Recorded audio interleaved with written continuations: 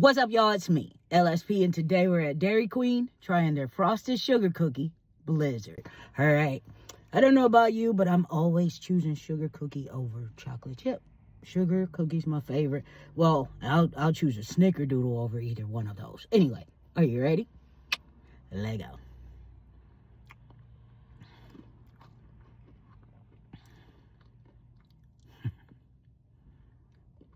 Okay. That's a nice sugar cookie flavor. One more bite.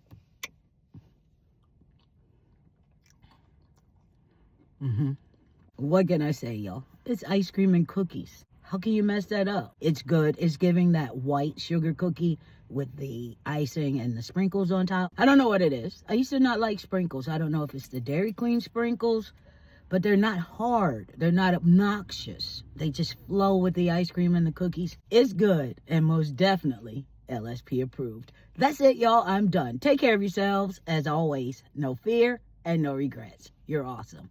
Peace. Quiet